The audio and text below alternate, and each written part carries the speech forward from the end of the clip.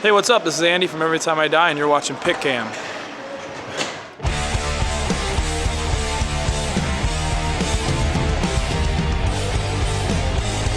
Every Time I Die!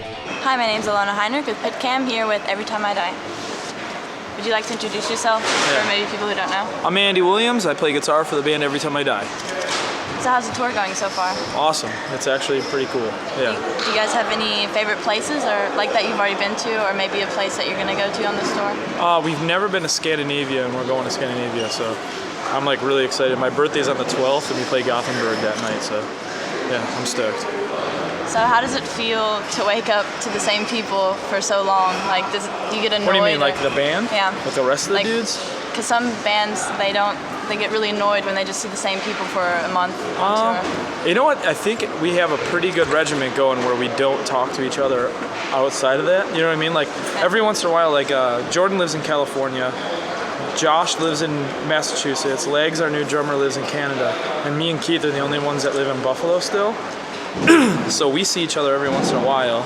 We never see Jordan, we never see Josh, we never see Legs. And I think it makes it better. So when you go on tour, you're kind of catching up again.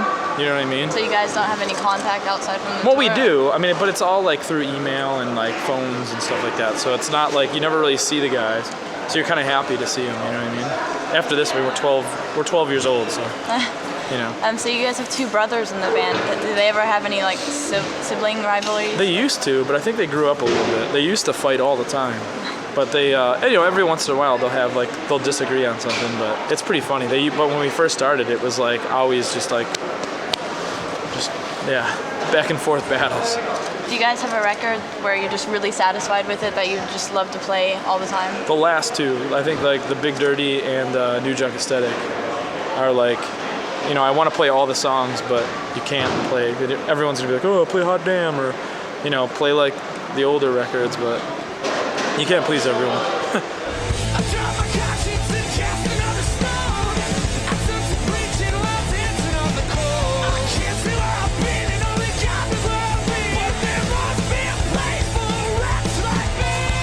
Do you think you guys have improved, or is it more like improve and then maybe going down and then improve again, or is it kind of? I think we learned how to write songs together, which is awesome. Like we've actually learned how to like.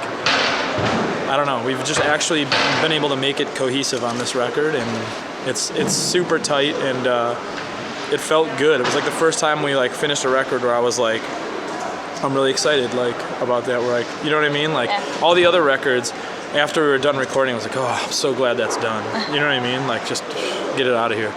But this one I'm like stoked on, so. Do you listen to your own music like in your free time, or is it no? You don't want to listen to it? I mean, when this record came out, like I noticed that I kept going back and listening to it. But a lot of records, I remember I bought a lot of records at the time, and I was kind of just trying to compare our recording to their recording to see if it was all right. Like, because there, you know, I got like the new Alice in Chains record, the new Converge, like all these records that I really liked at one time, and I was like, man, I wonder if our recording is like this good. Because I really like both those recordings, but yeah, so I kind of caught myself listening to it a little bit. Do you think the fans are different in America than to Europe, like how they react to you guys?